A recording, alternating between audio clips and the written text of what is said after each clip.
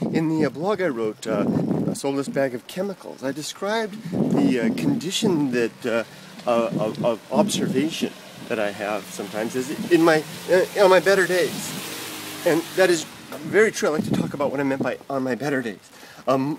The observation, of course, was that human beings are nothing more than just basically bags of watery chemicals without any soul. That when we die, the electricity of life drains away, as I indicated.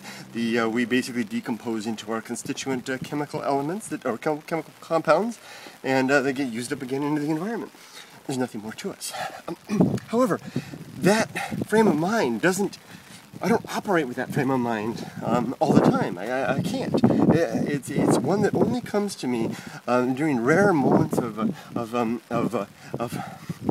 heightened sensation, when I can kind of get over the distractions of the world around me and the seeming importance of things around me, of what's going on. Because I'm a human being, and I take this stuff, and I'm wired and conditioned and basically designed by nature, and so directed by the choices and the circumstances of my past ancestors and all the creatures that led up to me.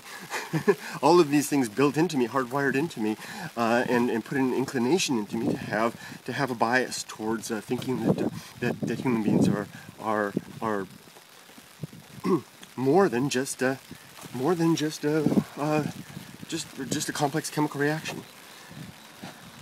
It's only rarely that I can get over that, and it's at that moment that the world, I see the world. And this is going to sound more inflammatory than the first comment, and I know people don't like hearing this, but it's really how I see it. I see the world, the planet is basically coated with a film of active compounds interacting with one another in increasingly more complex and interesting ways. Now, it doesn't always get necessarily stay the same. 99% of all species that have ever existed are now extinct. So it's a morphing, changing type of thing. Perhaps similar to an atmospheric effect on some alien world that would be going on, or some sort of a strange chemical brew that might be occurring in a deep sea of some great oceanic world, perhaps. But nothing more than that.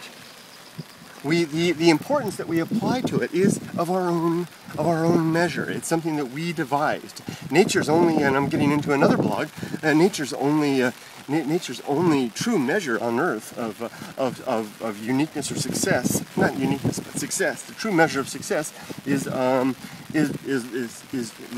success of life, being able to live longer, to create, to beat out the competition, and to have more babies. That's really the only measure.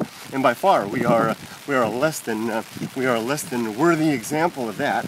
We, in fact, might be, although we have a momentary peak in population. If you study ecology and biology, you know that those peaks in population, nature has a way of sorting those things out.